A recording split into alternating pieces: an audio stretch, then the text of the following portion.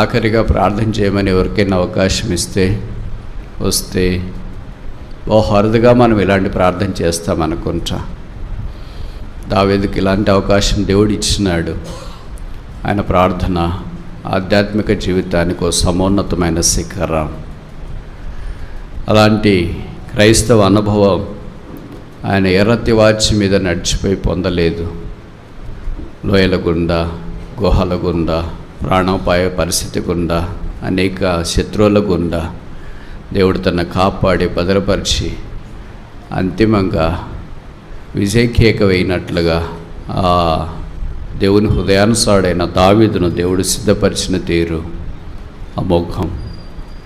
ఆయన ప్రార్థన దినవృత్తాంతాల మొదటి గ్రంథం 29వ అధ్యాయం 10వ వచనం నుండి 19వ వచనం దాకా దాదాపు 10 వచనాలు పరిశుద్ధాత్మ దేవుడు కేటాయించి వ్రాయించడం శ్లాఘనీయమైన సంగతి.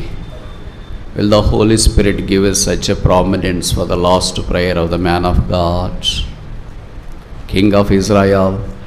దేవుని ప్రజలైన ఇశ్రాయేలు పరిపాలించిన దావీదు యొక్క ఆఖరి ప్రార్థన రాయటానికి పరిశుద్ధాత్మ దేవుడు కనీసం 10 వచనాలు కేటాయించగలడా అని మనం ప్రశ్నిస్తే అవుననే జవాబు ఈ వచనాల ద్వారా మనకు గోచరం అవుతుంది. ఆయన ప్రార్థన చేసిన చాలా సంగతులు ఇక్కడ చేశాడు. అవన్నీ సమయార్థబాటును బట్టి మనం చూసుకోలేము. కానీ ఒకటి మనం చూడటానికి ప్రయత్నం చేస్తాం.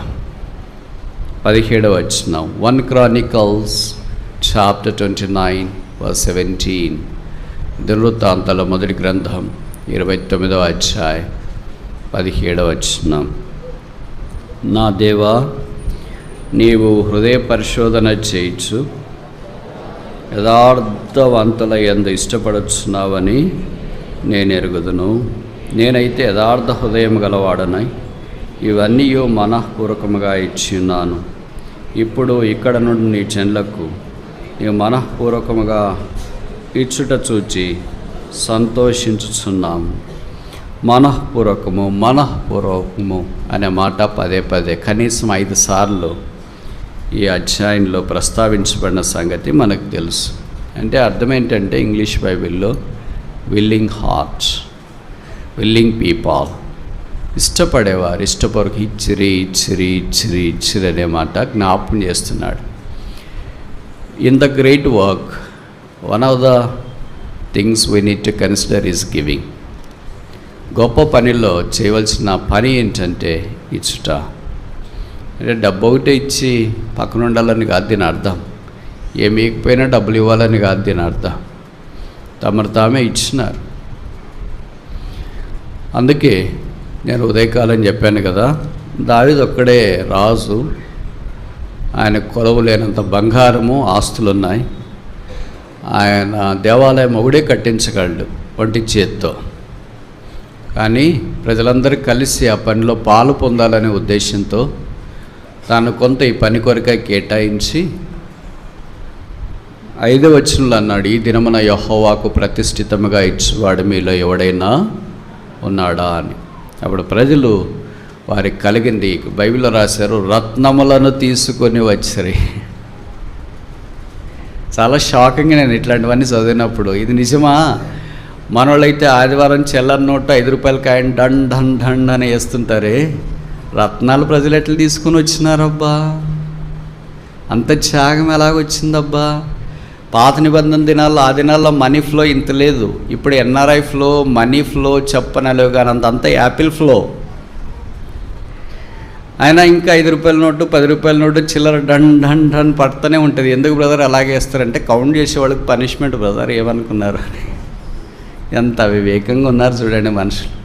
వీళ్ళు వేసే బెళ్ళల ద్వారా కౌంట్ చేసే వాళ్ళకి పనిష్మెంట్ అంట. ప్రభు చూస్తున్నాడు కదా. జ్ఞాపకం ఉంచుకో, లూకాసు వార్తలు యేసుప్రభు వారి దేవాలయంలో కానకపెట్టి దగ్గర కూర్చొని కానకలేని వారిని చూస్తుండాను.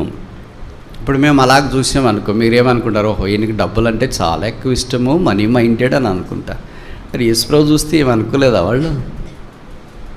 ఎందుకు చూసాడు? వాళ్ళు ఎంత వేస్తున్నారు కాదు, ఎలాగ వేస్తున్నారు అంటే. ఇక్కడ డబ్బును గురించి నేను ప్రస్తావించట్లేదు, కానీ కొత్త నిబంధనలో యేసుక్రీస్తు ప్రభువు వారు మనకిచ్చిన మాదిరి ప్రకారం మనల్ని మనమే రోమా 12:1-2 ప్రకారం ఆయనకు అప్పగించుకోట ఆశ్చర్యకరమైన లేదా భాగ్యమని మనం గమనించాలి.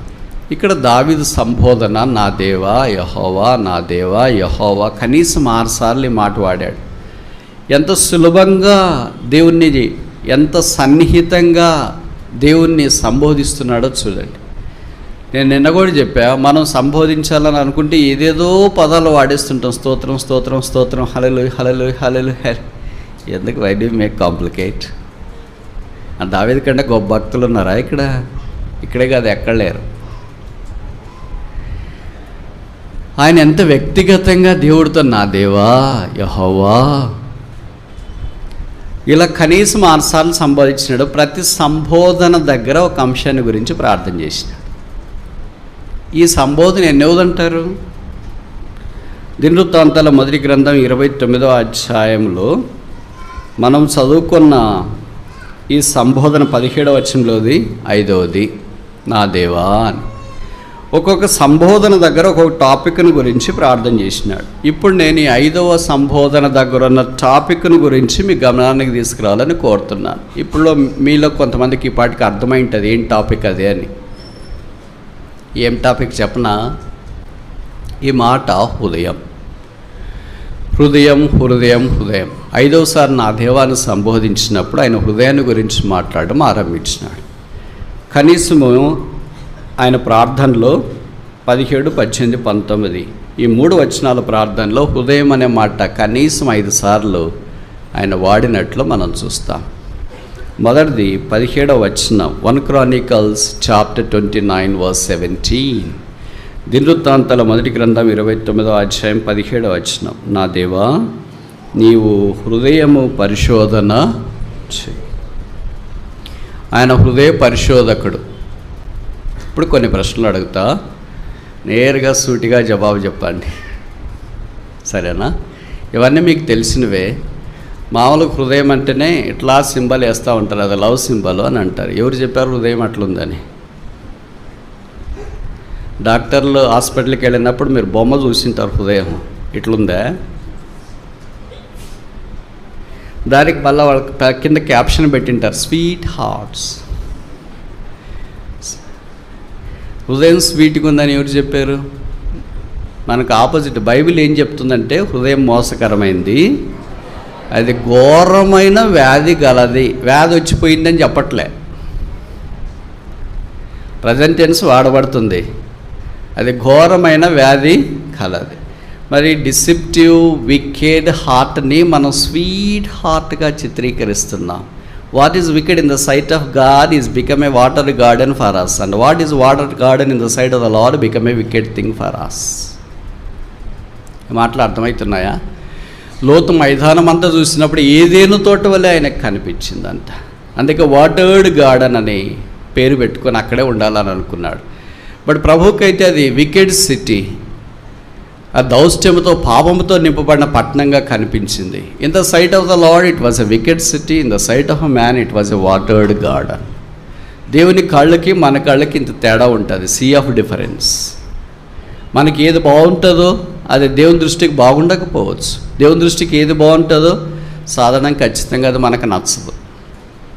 ఇప్పుడు హృదయాన్ని గురించి మాట్లాడతా దాదాపు 900 సార్లు బైబిల్లో హృదయం అనే మాట రాసింటారు. మొదట ఎక్కడ రాశారు మీకు తెలుసుగా? ఆదికాండం 6వ అధ్యాయం 5వ వచనం, మనుషుల చెడుతనం భూమి మీద గొప్పదనియు వారి తలంపుల్లోని ఊహలనియు వారి హృదయం కేవలము చెడ్డదని దేవుడు చూసి. ఎల్లప్పుడూ చెడ్డదంట. It's a continually wicked. Wicked today, it will be wicked tomorrow as well. నిన్నది చెడ్డగా ఉంది, ఈరోజు చెడ్డగా ఉంది, రేపు కూడా చెడ్డగానే ఉంది. అందుకనే ప్రపంచంలో 6000 సంవత్సరాల మానవ చరిత్రలో మహాజ్ఞాని అయిన సొలొమోను దీన్నే కోరాడు సామెతలో, నా కుమారుడా నీ ఆధార్ కార్డు నాకు ఇచ్చేయి అని చెప్పలేదు. గివ్ మీ యువర్ హార్ట్, నీ హృదయము నాకేమో. ఎవరైనా బాగలేంది తీసుకుంటారా అండి? చెడ్డది తీసుకుంటారా? దుష్టత్వంతో నిండింది తీసుకుంటారా? ఇక్కడ ప్రభు దాన్నే తీసుకొని ఆశీర్వాదకరంగా మారుస్తాడు. He takes the barren thing and makes it a blessing. He takes the blunders and makes it a blessing. ఆయన పనికిరాంది తీసుకొని పనికొచ్చేటట్లుగా ఆయన చేయగలడు. ఇప్పుడు ఇంకో ప్రశ్న అడుగుతా. హృదయం అనే మాట మీకు జవాబు తెలుసు. బైబిల్లో ఏ పుస్తకంలో ఎక్కువసార్లు రాయబడింది? 66 పుస్తకాలు ఒక్కొక్కటి చెప్పి పాటికి అయిపోయి ఉంటుంది. ఏ పుస్తకంలో? ఏ పుస్తకం? వినపడట్లేదు. Jeremiah incorrect, question passes. సామెతలు ఇన్కరెక్ట్, క్వశ్చన్ ప్యాసెస్. కీర్తనలు డబుల్ ట్రూ. 119 సార్లు కనీసము హృదయం హృదయం హృదయం అనేది కీర్తనలో రాయబడింది. బైబిల్ అన్నిట్లో 66 పుస్తకాల్లో దాంట్లోనే ఎక్కువసార్లు రాయబడింది. దేవా నీయందు నా హృదయము స్థిరమాయే, నేను పాడొచ్చు కీర్తి. సోలో సాంగ్స్ ఒకసారి పాడుకుంటా ఉంటే తన్మయమైపోతూ ఉంటాం. నా హృదయము నీయందు స్థిరమైంది కనుక మానవుని యొక్క హృదయం it can only be fixed, glued, stick to the heart of God. దావీదు ఎవరు?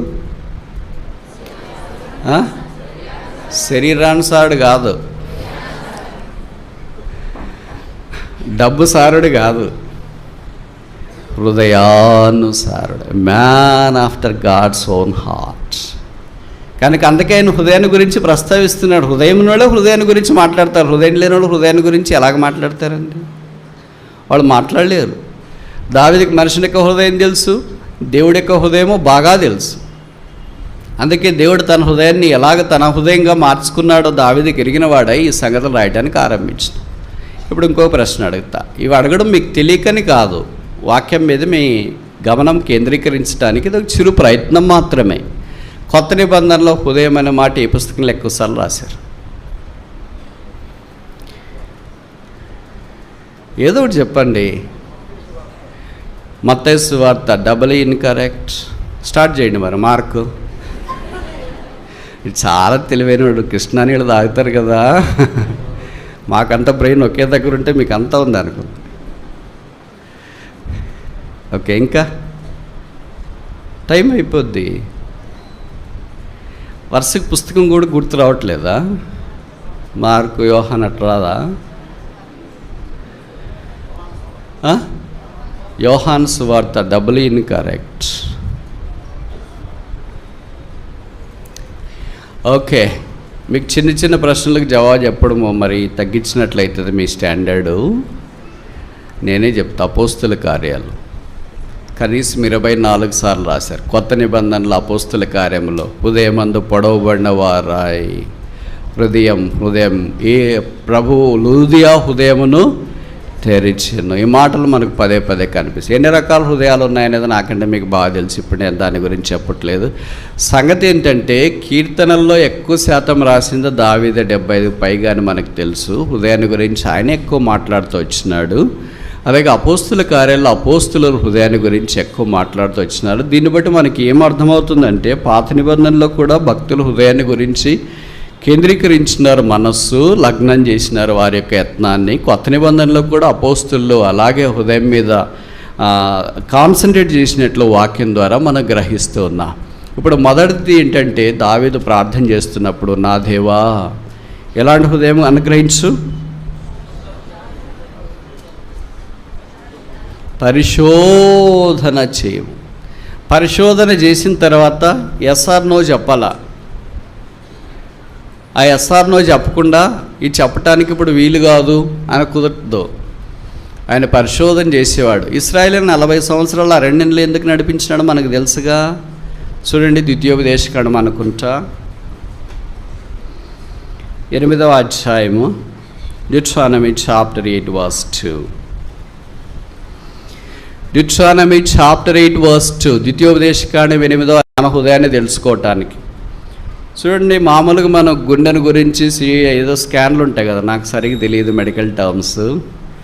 అక్కడికి వెళ్తే ఒకేసారి స్కాన్ చేస్తే ఒక పూటకి అయిపోద్ది. దాన్ని బట్టి వాల్స్ బ్లాక్ అయినాయా, బ్లాక్ అంటే ఎంత శాతం బ్లాక్ అయినాయి, ఏం చేయాలా, బ్లాక్ కాకపోతే ఏంటి అనేదంతా మనకు ఒక పూటలో తెలుస్తుంది. అంటే ఒక రోజులో. మనిషిని హృదయము దేవుడు పరిశోధించడానికి 40 ఏళ్ళు తీసుకున్నాడంట. తీసుకున్న తర్వాత కంక్లూషన్ ఏంటంటే హార్ట్ ఈజ్ రైట్ కాదు, హార్ట్ ఈజ్ డెస్పరేట్లీ వికెట్. ఆ హృదయం మోసకరమైనది, ఘోరమైన వ్యాధి గలది. That is what the conclusion report is inferences. కనుక దేవుడు మన హృదయాన్ని పరిశోధించుట కొరకే మన జీవితంలో కూడా రకరకాల పరిస్థితులు తీసుకుని వెళ్తూ ఉంటాడు. ఇశ్రాయేల్ జీవితంలో అదే తీసుకెళ్ళాడు. అందుకే ద్వితీయోపదేశకాండంలో ఆ మాట పదే పదే రాయబడుతూ వచ్చింది. ద్వితీయోపదేశకాండం అంటే మీకు తెలుసు కదా, ద్వితీయ ప్లస్ ఉపదేశము, రెండవసారి ఉపదేశం చేయుట. కనుక ప్రభువారు మనకు ఆయా సందర్భాల్లో రెండవసారి కూడా ఉపదేశం చేస్తాడు. ఇప్పుడు హృదయం విషయంలో కూడా అలాగే జరుగుతుంది. కనుక దీనికి మనం ఒక పేరు పెడదామా? ఈ హృదయం ఎలాంటిదంటే దేవుడు దాన్ని పరిశోధించి టెస్టెడ్, ఓకే, పరీక్షించినాము, పర్వాలేదు, ఆయన రక్తంతో కడిగి శుద్ధీకరించబడింది. ద హార్ట్, పరిశోధించబడిన హృదయం, పరీక్షించబడిన హృదయం. అలాంటి హృదయం కలిగిన వారు ఈ గొప్ప పనిలో పాలు పొందుట కొరకై ఆహ్వానించబడుతూ ఉన్నారు. రెండవది చూస్తామా? దినవృత్తాంతాల మొదటి గ్రంథం 29వ అధ్యాయం 17వ వచనం. ఆ తర్వాత వరుస 1 Chronicles chapter 29 verse 17 second line. యథార్థవంతుల యందు ఇష్టపడుచున్నావని నేను ఎరుగుదును, నేనైతే యథార్థ హృదయం గలవాడనై, నేనైతే యథార్థ హృదయం గలవాడనై. దావీదు యొక్క హృదయము చాలా యథార్థత కలిగింది. అందుకే అప్రైట్ హార్ట్ అంట, హార్ట్ ఆఫ్ ఇంటిగ్రిటీ. ఇంకో మాటలో చెప్పాలంటే ఒక నియమాన్ని, నిబంధనకు కట్టబడి ఉన్నాడు. అందుకే మనం అర్థం చేసుకోవటానికి ఇది ప్రిన్సిపల్డ్ హార్ట్స్. నియమము, దైవ క్రమము, దైవ పద్ధతి, దైవ మత్సక కలిగిన హృదయం అయింది. అందుకే దినవృత్తాంతాల్లో 2వ గ్రంథం అనుకుంటే మనం చూస్తాం కదా, యెహోవా యథార్థవంతులను బలపరచుట కొరకే నీ కనుదృష్టి లోకమందంతటా సంచారం చేస్తుంది. God is on the lookout for a people who have a upright heart. యథార్థవంతులు ఆ ప్రభుకు కావాలని దేవుడు కోరుతున్నాడు. యథార్థవంతులు అంటే మన ఇంట్లో సంసారం గుట్టంతా తెచ్చి బయట చెప్పాలని కాదు దాని అర్థం. చాలామంది అలాగే ఉంటారు. యథార్థంగా ఉండమని బైబిల్లో రాసేసారు కదండి, అందుకే నేను వచ్చి అన్నీ చెప్పేస్తున్నాను అని చెప్పొద్దండి. ఏది అవసరమో అదే చెప్పాలి, కానీ ఏదనవసరమో అది చెప్తారు, ఏదో అవసరమో అది చెప్పట్లేదు. యేసుప్రభుని గురించి చెప్పండి మరి బయట, అది ఎప్పుడైనా చెప్పొచ్చు. దాన్ని చెప్పడానికి మాత్రం నోరు రాదు. మన గురించి, ఇరుగు పొరుగుల గురించి చెప్పడానికి చాలా బాగా వస్తుంది. అందుకే దావీదు తన కీర్తనలో ఎక్కువ ఈ మాటలు రాస్తుంటాడు. 15:2 Psalm 15 verse 2. యథార్థమైన ప్రవర్తన కలిగి నీతిని అనుసరించు, హృదయపూర్వకముగా నిజము పలుకువాడే, యథార్థ ప్రవర్తన, యథార్థ హృదయము, యథార్థ మనస్సు, యథార్థమైన వారు. God is on the lookout for such people. ఇది నల్ల అలాంటి వాళ్ళకి తక్కువగా కనిపిస్తారు, ఉంటారు శేషము. ఎందుకంటే వాక్యంలో రాయబడింది శేషం ఉందని. బట్ ఆ శేషాన్ని మనము ట్యాప్ చేసి సిద్ధపరచడము కొంత ప్రయాసంతో కూడిన పనిగానే కనిపిస్తుంది. అందుకనే కొన్నిసార్లు యథార్థత లేనివారు ఆ పని అప్పగించబడినప్పుడు లేదా ఆ పని కొరకై పూనుకున్నప్పుడు కలిగే నష్టం చాలాసార్లు అపారంగా ఉంటుంది. బయటికి చాలా బాగానే కనిపిస్తుంటారు కానీ యథార్థంగా అనిపించరు. ముందు ఒక మాట మాట్లాడతారు, ఆ తర్వాత బయటికి వెళ్ళిన తర్వాత ఇంకొక మాట మాట్లాడతారు. మన దగ్గరికి వచ్చి బ్రదర్ అస్సలు మీరు బ్రదర్ ఎంత ఆత్మీయులు బ్రదర్ అంటారు. బయటికి వెళ్ళిన తర్వాత ఆయన సంగతి మనకు తెలియదా ఏంటి, ఆయనకింటే ఘోరమైన ఎవరు లేరు, అదేదని ఎరగొచ్చి చెప్పిండొచ్చుగా. ఎందుకు అలాగా హృదయం చెడిపోయింది? ఎందుకు అలాగ హృదయం మారిపోయింది? ఎందుకు అలాగ హృదయం దేవుని యొక్క స్వభావం నుండి మారిపోతుంది? దాని బదులు మౌనంగా ఉండొచ్చుగా. మనకు ఫలానా వ్యక్తి ఇష్టం లేదు, ఫలానా వ్యక్తి ఇష్టం ఉన్నాడు, మౌనంగా ఉండొచ్చు కదా. అట్లా ఉండం కదా. ఇష్టం లేకపోతే ఏదో కొంత ఉంటే దాన్ని టీవీ 9లో వార్తల మీద చూస్తూనే ఉండండి. ధారావాహిక వార్తాస్రవంతి మాదిరి చెప్పేస్తారు. ఇప్పుడు సోషల్ మీడియా వచ్చింది కదా, అదుపు లేకుండా పోతున్నారు మనుషులు. ఇవన్నీ చాలా విషాదకరమైన సంగతులు. దేవుడు యథార్థవంతులు ఎవరున్నారో వారికి ఆ పని అప్పగించాలని కోరుతున్నాడు. యథార్థ హృదయము దేవుడికి ఇష్టమైంది, యథార్థమైన మనస్సు దేవుడికి ఇష్టమైంది, యథార్థమైన ప్రవర్తన దేవుడికి ఇష్టమైంది, యథార్థమైన వ్యక్తులు దేవుడికి ఇష్టమైన వారు. అలాంటి వారి విషయమై ఆయన పట్టింపగలిగి ఈ గొప్ప పనిలో వారిని వాడుకోవాలని కోరుతూ ఉన్నాడు. 3వ హృదయం చూస్తామా? దినవృత్తాంతాల మొదటి గ్రంథం 29వ అధ్యాయం 18వ వచనం అనుకుంటా.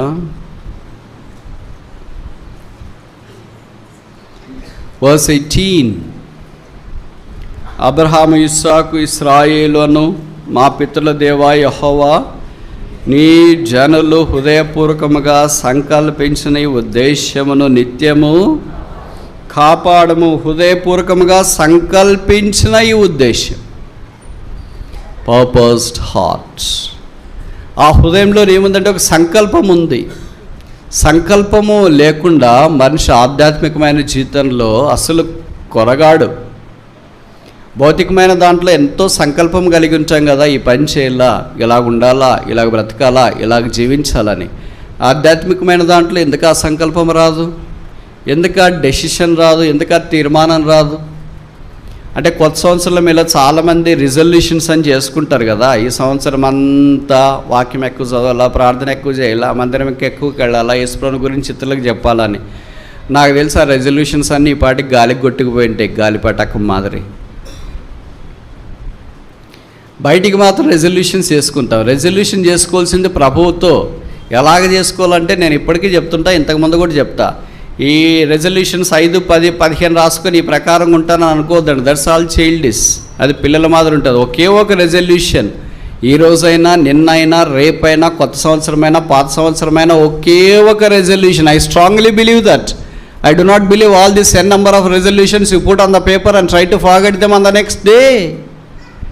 On the daily basis we fail to follow and keep all these decisions. రోజువారీ క్రైస్తవ జీవితంలో మనం ఏ తీర్మానాలు చేసుకున్నామో దాన్ని అంతటినీ బహుశా మనము అనుసరించడంలో మర్చిపోతూ ఉంటాం. ఒకే ఒక రెజల్యూషన్, అది నా అభిప్రాయం. ఆ తర్వాత మీ అభిప్రాయం ఎలాగుంటే అది మీ ఇష్టం. I must live like a Christ. క్రీస్తు వలె నేను జీవించాలా. There is no greater resolution than this resolution. నా మాట, నా ప్రవర్తన, నా జీవితం, నా పరిచర్య, నా కన్నీరు, నా ప్రయాస, నా చెమట, నా ప్రతిదీ it's for Christ. Is that hour resolution? మనం అన్ని సూపర్ఫిషియల్గా థర్మకోల్ లాంటివి పెట్టుకుంటాం. మందిరికి రోజు వెళ్ళాలా, బైబిల్ చదవాలి, ఇవన్నీ మంచిదే. ఒకే ఒక point, I want to live like a Christ. All these are embedded in Christ. ఇవన్నీ క్రీస్తులో దాచబడి ఉన్నాయి. అది మనం చేయకోకుండా సాతాను మనల్ని ఏం చేస్తుంటాడంటే, ఎలాగైనా సరే పై నన్ను చూపించేసి మబ్బె పెడతా ఉంటాడు. సాతాను యొక్క మబ్బెకు మనం లోనైపోయి మొదటి సంవత్సరంలో మొదటి మాసంలోనే పడిపోయి ఓడిపోయి ఇంక మనకు చేత కాదులే, మనం ఇలాగే ఉంటానులే, సాతాన్ని మన మీద విజయం పొందుతున్నాడులే అన్నట్లుగా ఆధ్యాత్మిక క్రైస్తవ జీవితంలో పరిగెత్తకుండా వెనకబడిపోయామంటే తప్పంటారా? దావీదు అలాంటి వాడు కాదు. దావీదు కుమారుడైన సొలొమోను, ఆ తర్వాత దావీదు దినాల్లో ఉన్న ఇశ్రాయేలీయులు, ఆయన ఒక సైన్యాన్ని సిద్ధం చేసినాడు. అధికారం ఉన్నప్పుడు సైన్యం తన చుట్టూ ఉండడం సహజమే. ఆయన అధికారంలో లేకుండా గుహలో ఉన్నప్పుడు కూడా, సమూయేలు మొదటి గ్రంథం 21 అనుకుంటా, అదుల్లాము గుహలో ఉన్నప్పుడు కూడా ఆయన దగ్గరికి 400 మంది చేరి వచ్చారు. మనం ఏదో అధికారం వాక్యం చెప్తున్నాం కానీ కొంతమంది మన దగ్గర ఉంటారు కానీ ఏం లేకుండా అలా గుహలో వెళ్ళిపోతూ ఉంటారు. అనుకుంటే ఏంటి బ్రదర్ గుహలోకి వెళ్ళాడంటే మీరు వెళ్ళకపోయారా అంటే, ఆయన చేసుకునే దానికి ఆయన అనుభవిస్తాడులే, మేము ఎక్కడికి వెళ్తాం. కానీ మరి ఏంటి మీ జవాబు ఏంటి? ప్రార్థన చేస్తాం దేవుడు గుహలోనే బంధించేటట్లు.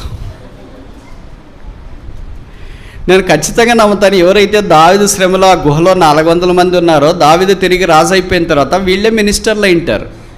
ఫైనాన్స్ ఒకళ్ళు, తర్వాత ఏంటి హోమ్ ఒకళ్ళు, డిఫెన్స్ ఒకళ్ళు, ఇలాగా ప్రతి దాంట్లోనూ ఈ 400 మంది ఆర్థిక శాఖ, అకౌంట్స్ ఏమైనా బహుశా వీళ్ళే అయింటారు. ఈ 400 మంది కాకుండా బయట మన మాత్రం అటు ఇటు తిరుగుతుంటారే, వాళ్ళంతా మామూలు ప్రజలు, కార్యకర్తలుగా ఉండింటారు. అందుకే యేసు ప్రభు యొక్క శ్రమలో బైబిల్లో రాయబడింది కదా, బహుశా ఇదే తీసి రాసినారంటే తప్పంటారు, యాంప్లిఫై చేసినారంటే, మాడిఫై చేసినారంటే, మెటమార్ఫసిస్ అంటే తప్పంటారా? సహించిన వారమైతే ఆయనతో కూడా మనము ఏలుదాము. యేసుక్రీస్తు శ్రమలో పాలు పొందినట్లుగా పాత నిబంధనలో దావీదు అలాంటి శ్రమలన్నిటి గుండా వెళ్ళటానికి దేవుడు ఆయన్ని సిద్ధపరుస్తూ వచ్చినాడు. అందుకే ఆయన హృదయం దేవుని ఎదుట యథార్థంగా ఉంటుంది. ఆయన మన హృదయాల్లో కూడా అలాంటి సంకల్పముతో పర్పస్డ్ హార్ట్. దానియేలు టీనేజ్గా ఉన్నప్పుడే బబులోన్లోని కొనిపోబడ్డాడు. దానియేలు 1:8 రాయబడింది. డేనియల్ ఇంగ్లీష్ బైబిల్లో, Daniel purposed in his heart not to defile himself by the filth of the king's menu. రాజు భోజనము ద్వారా దానియేలు తాను అపవిత్రపరచుకొనకూడదని తెలుగు బైబిల్లో ఉద్దేశించి అని రాశారు. ఇంగ్లీష్ బైబిల్ ఏం రాశారంటే సంకల్పించి. అంటే ఉద్దేశానికి మించింది ఇంకా సంకల్పం. ఉద్దేశం అటు ఇటు మారిపోవచ్చు కానీ సంకల్పం యూజువల్గా చేంజ్ కాదు. యేసుప్రభుని సంకల్పంలో మారవన్నట్టుగా మనం పాట పాడుతూ ఉంటాం కదా. సో బైబిల్లో కూడా రాశారు కదా, కీర్తన 33 అనుకుంటే, the counsel of the Lord standeth for ever. దేవుని ఆలోచన, ఆయన సంకల్పం సదాకాలము నిలుస్తుంది. దానియేలు అలాగున్నాడు. ఎప్పుడైతే మనం సంకల్పం ఉంటామో వెంటనే మన దగ్గరికి అన్నీ వచ్చేసి ప్రోత్సాహకరమైనవి రావు, వెంటనే టెస్ట్ వస్తుంది. పరీక్ష వచ్చింది ఆయనకు కూడా. భోజనం బబులోనుకు కాని సంగతులకు అర్పించిన దాన్ని అంతటిని తినాలని చాలా శోధన వచ్చింది. మనం అంటే ఏం చేసి ఉంటాం చెప్తారా? నేను చెప్పను. చెప్పరు కదా మీరు, మౌనమే అంగీకారం కదా. మనమైతే ఏం చేసి ఉంటాం? అసలు మనం అంత దూరం పోతే కదా మన వాళ్ళు ఎవరు తీసుకెళ్తాడు? వాళ్ళంటే యూదుల్లో అందంగా ఉన్నారు, జ్ఞానం కలిగిన వారుగా ఉన్నారు, శ్రేష్ఠులుగా ఉన్నారు. అందరిని తీసుకెళ్ళలేదు. నెబుకద్నెజర్ పిచ్చోడు కాదు. ఒక రాజు ఒక రాజ్యం మీదకి దండెత్తి వెళ్ళిన తర్వాత అక్కడ ఉన్నాడు ముసలి, ముదుక, కుంటి, గుడ్డి, నడ్డి, వీళ్ళందరినీ తీసుకెళ్ళాడు. ఏది శ్రేష్టమైనదో లైన్ షేర్ అంట, ఏది ప్రోత్సాహకరమైనదో, ఏది ప్రాముఖ్యమైనదో దానే తీసుకెళ్తాడు. మీకు తెలుసు కదా, సింహం ఒక డీర్ దుప్పిని చంపిన వెంటనే ఏం తింటో తెలుసా? కొమ్మలు కాదు, తోక కాదు, కాళ్ళు కాదు, మన మాదిరి బోటి పాయ కాదు. మొదట గుండె, ఆ తర్వాత రక్తం, ఇవన్నీ పీల్చిన తర్వాత ఇంకేముంది దాంట్లో. అలాగా రాజులు కూడా దేశంలోకి వచ్చిన తర్వాత ఆ దేశంలో ప్రముఖమైన వారిని తీసుకుని వెళ్తారు. అలాంటి వారిలో దానియేలు కనిపించినాడు. అందుకే దానియేలు తాను అపవిత్రపరచుకొనకూడదని ఉద్దేశించినాడు. దేవుని కొరకు ఆ ఉద్దేశాన్ని శోధించడానికి శత్రువు ఎన్నోసార్లు దాడి చేశాడు దానియేలు మీద. కానీ దానియేలు దేవుడు ఓడిపోలేదు. అందుకే ఈ దినం దానియేలు గ్రంథం బైబిల్లో మనకు రాయబడింది. ఆయన యొక్క చరిత్ర ఆలోచిస్తే చాలా కష్టతరంగా అనిపిస్తుంది. దానియేలుని అక్కడ తీసుకెళ్ళిన తర్వాత బబులోనీయులు చేసే మొదటి పని ఏంటంటే, వీళ్ళు అందంగా ఉన్నారు కనుక, పురుషులు కనుక వారిని నపంసకులుగా చేస్తారు. Is not fit for life, ఇంకా జీవితానికి పనికి రాకుండా చేస్తారు మొదటి పని. అలాగే దేవుని నామాన్ని బట్టి చేస్తే ఏ పురుషుడైనా బ్రతకాలని అనుకుంటాడా? నిజంగా దేవుడు ఉంటే నాకు ఎందుకు ఇలా కావాలండి అని అనుకుంటారు కదా. ఇంకా ఆ తర్వాత ఎంత గొప్ప ఉద్యోగం వస్తేనేమి, ఎంత డబ్బు వస్తేనేమి, ఎంత ఘనకార్యం జరిగితేనేమి ఏం లాభం ఉంది అని బహుశా అనుకోవడానికి అవకాశం ఉంది. కానీ దానియేలు అలాగే ఉన్నాడు. దేవుడు ఆయన్ని ఉన్నతమైన స్థానంలోనికి తీసుకొని వచ్చినాడు. ఇప్పుడు దానియేలు గ్రంథం మన ఎదుట తెరిచి ఉంచిన దైవ సంకల్పం. దేవుని కొరకు ప్రాణాన్ని త్యాగం చేసిన లాంటి వాళ్ళు, జీవితాన్ని పణంగా పోసిన వాళ్ళు బైబిల్లో రాయబడింది. దానియేలు ఇట్టి శాసనం సంతకం చేయబడినదని తెలిసిన తర్వాత యెరూషలేము తట్ట కిటికీలు తెరిచి మోకాళ్ళుని ఒక ప్రైమ్ మినిస్టర్ మోకాళ్ళు అనేది ఎప్పుడైనా మనం చూసింటామా? మనకు చిన్న చిన్న ఉద్యోగాలు వస్తేనే, శరీరం అనుకూలపరిస్తేనే మోకాళ్ళు ఉనాలంటే కష్టంగా అనిపిస్తుంది. ముఖ్యంగా ఈ దినాల్లో యవనస్తులు, మిగతా వాళ్ళంతా ఇదేదో నాకు కరెక్ట్గా తెలియదు, లేటెస్ట్ ట్రెండ్ అంట. అది స్లిమ్ ఫిట్, టైట్ ఫిట్ ఏదో వేసుకొని తిరుగుతూ ఉంటారు. కూర్చునేకి రాదు, మోకరించేకి రాదు, ఇంకా చాలా ఇబ్బంది. మరి ఏమంటే లేటెస్ట్ ట్రెండ్ బ్రదర్ అని. ఎలాగుంటారో చూసుకున్నారు? ఎవరినన్నా అడిగారా ఈ డ్రెస్ వేసుకుంటే నేను ఎలాగున్నానని? చూడబుద్ధి కాదు. మీరేమనుకుంటున్నారంటే చాలా లేటెస్ట్ ఇది అని అనుకుంటుంటారు. Don't follow the culture of this world. Whatever is comfortable for you. నీ శరీరానికి కూర్చోటానికి, లేయటానికి, పరిచయం చేయటానికి, దేవునికి అందుబాటులో ఉండటానికి, నీ దేహాన్ని కప్పుకోవటానికి ఏ వస్త్రాలు అయితే అనుకూలంగా ఉంటాయో అలాంటి వస్త్రాలతో ప్రభు కొరకు జీవించడం చాలా ప్రాముఖ్యమైన సంగతి. మనల్ని అలాంటి కల్చర్డ్ దేశంలో, అంటే ఈ దినాల్లో అమెరికా ఎట్లో, ఆ దినాల్లో బబులోన్ అలాంటిది. పోయిన తర్వాత ఇంకెవరైనా కనిపిస్తారా? అమెరికాకి వెళ్ళిన తర్వాత నాకు చాలామంది తెలుసు అలాంటి వాళ్ళు. ఇక్కడ ఉన్నప్పుడు బ్రదర్ ప్రార్థన చేయండి బ్రదర్, మావాడు పోతున్నాడు, మా అమ్మాయి పోతుందంటే, పోయిన తర్వాత ఇంకా రాయలసీమ భాషలో అంటారు అడ్రస్ లేదని. ఏమయ్యారంటే దానికి ఇక్కడ తల్లిదండ్రులు చాలా బిజీ బ్రదర్. అట్లన్నా ప్రెసిడెంట్ కంటే బరాక్ ఒబామా కంటే బిజీనా, వాళ్ళకంటే బిజీనా, బైడెన్ కంటే బిజీనా? వాళ్ళకేంటి ఏం బిజీ కాదు కదా. అయ్యో సెమిస్టర్ ఎగ్జామ్స్ కొత్తగా చాలా ఏంటి తెలియని వాళ్ళకి చెప్పినట్లు చెప్తుంటారు. నాకు కూడా కొంతమంది ఎక్కడైనా పోతే బ్రదర్ అమెరికాలో ఇట్లంట బ్రదర్, అసలు చెప్పటానికన్నా ఎలాగ నోరు వస్తుంది అని నాకు అనిపిస్తూ ఉంటుంది. దానియేలు అలాంటి స్థలంలో కూడా దేవుని కొరకు సాక్షిగా అక్కడ ఉన్నాడు. యోసేపు ఐగుప్తులో సాక్షిగా ఉన్నాడు. అలాగూ దేవుడు వారిని వాడుకోవటానికి sky is the limit for them. దేవుడు ఆశీర్వదించడానికి ఆకాశమే హద్దు. ఈ దినాల్లో మనము మన పిల్లలు మనం చేరి వచ్చిన స్థానిక సమాజాలు ఆశీర్వదించబడుకుని ఉండటానికి కారణం ఏంటంటే there is no purpose in the heart. ఎవరన్నా అడిగామనుకోండి, ఎందుకు మీరు మందిరానికి పోతున్నారు? ఏమో రమ్మన్నారు పోతున్నాం. ఎందుకు యేసుప్రభుని నమ్ముకున్నారు? నమ్ముకోకపోతే నరకానికి పోతారన్నారు, అందుకే నమ్ముకున్నా. What is the purpose? Why you are chosen? ఎందుకు ఏర్పాటు చేయబడ్డావు? ఎందుకు ఎన్నిక చేయబడ్డావు? ఎందుకు బైబిల్? ఎందుకు ప్రార్థన? ఎందుకు దేవుని మందిరం? ఎందుకు సేవ? ఎందుకు తర్బీదు? ఎందుకు పలానాది? Is there any purpose? If there is no purpose, there is no meaning in it. దాంట్లో ఉద్దేశం లేకపోతే, సంకల్పం లేకపోతే దాని ద్వారా ఏం ఉపయోగం ఉండదు. దేవుని జనమా, దేవుని ప్రజలారా, ఏ కొత్త సంవత్సరంలో మన సంకల్పం ఏంటి? దేవుని ప్రజలైన ఇశ్రాయేలీయుల సంకల్పం దేవుని మందిరము కొరకై మనఃపూర్వకంగా, హృదయపూర్వకంగా ముందుకు సాగిపోవాలని వాళ్ళు అనుకున్నారు. మనకేమైనా అలాగ అనిపిస్తుందా? యేసుప్రభు నీ కొరకు నేను హృదయపూర్వకంగా సాగిపోవాలని సంకల్పించినాను. I purposed in my heart that I want to follow you to the core.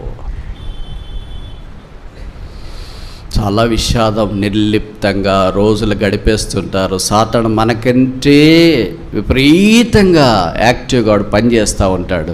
వారి రాజ్యం విస్తరిస్తుంది, కానీ యేసు రాజ్యం సన్నగిల్లుతుంది. బహుశా కారణం మనమేనేమో. యేసు రాజ్యం వ్యాపించాలంటే దేవదూతలు యేసుప్రభు వాడుకోవచ్చు, అది సాధ్యమే. కానీ దేవదూతలకి ఈ పరిచర్య అప్పగించలేదు. దేవదూతలు తొంగి చూసే ఈ పరిచర్యను ప్రభు మన కొరకు అప్పగించినాడు. ఇది నన్ను మన హృదయంలో ఏ పర్పస్ లేకపోతే, కొంతమందిని ప్రభు కొరకు తీసుకురావాలా, నేను ప్రభు కొరకు జీవించాలా, కుటుంబం ప్రభు కొరకు జీవించాలా, ఇలాంటివి ఏమీ లేకుండా పర్పస్ లేకుండా ఉంటే ఉపయోగం ఉండదు. దేవుని జనమా, దేవుని ప్రజలారా, ఉద్యోగాల కొరకు, ఆస్తుల కొరకు, అంతస్తుల కొరకు మీరు ప్రాకులాడుతూ సంపాదించుకోవటానికి ప్రయత్నం చేస్తున్నారేమో, మీరు చేయండి.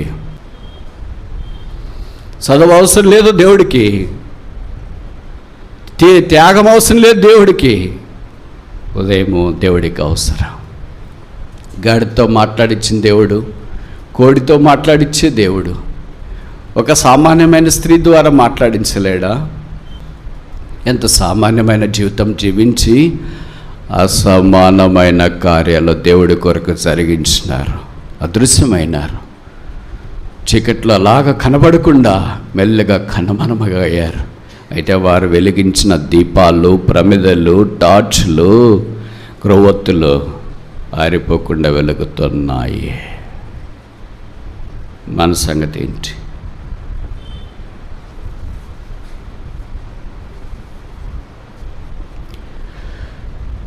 ఏంటి మన సంగతి? మన హృదయం ఏంటి? మన సంకల్పం ఏంటి? మన తీర్మానం ఏంటి?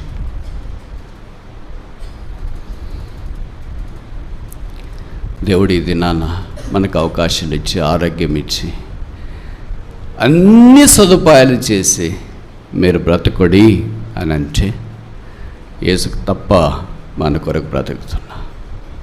దేవుడు ఏం సదుపాయాలు లేకుండా డేరాల్లో అలాగా ఊరికి వెలపట దోమలతోన పోరాడుతూ డేరాల్లో పడుకొని ఉదయం లేచి వీధులెంబడి వెళ్ళి ఆ వెంట్రుకలు తీసుకొని వచ్చేవారిని దేవుడు వాడుకున్నాడు. పరలోక రాజ్యంలో అలాంటి వాళ్ళు కలిస్తే మన సంగతి ఏంటి? మన పరిచర్య ఏంటి? వారి బహుమానాలన్నీ తీసుకొని వెళుతుంటే మన సంగతి ఏంటి? ఈ రాత్రి తిరిగి యేసుప్రభు యొక్క శిలువ దగ్గరికి వస్తా. శిలువ ప్రేమకు బద్దలమైన మనము శిలువ ప్రేమను దాటిపోలేము. శిలువ రక్త ప్రవాహాన్ని దూరంగా వెళ్ళిపోలేము. ఆ శిలువే మన శరణ్యం. ఎంత పడిపోయిన వారినైనా శిలువ తిరిగి సమీకరిస్తుంది. ప్రభు, జీవితంలో ఓడిపోయాను, ఈ ఉద్యోగమే సమస్తం అనుకున్నా, ఈ చదివే సమస్తం అనుకున్నా, ఈ కుటుంబమే సమస్తం అనుకున్నా, ఈ జీవితమే సమస్తం అనుకున్నాను. అయితే నీ ప్రేమను పంచేవాళ్ళు ఒక సామాన్యమైన వెంట్రుకలు అమ్ముకునే స్త్రీ మొదలుకొని దావీదు లాంటి హృదయానుసారుల దాకా ఉన్నారు. వారిలో నా స్థానం ఏంటి? ప్రార్థన.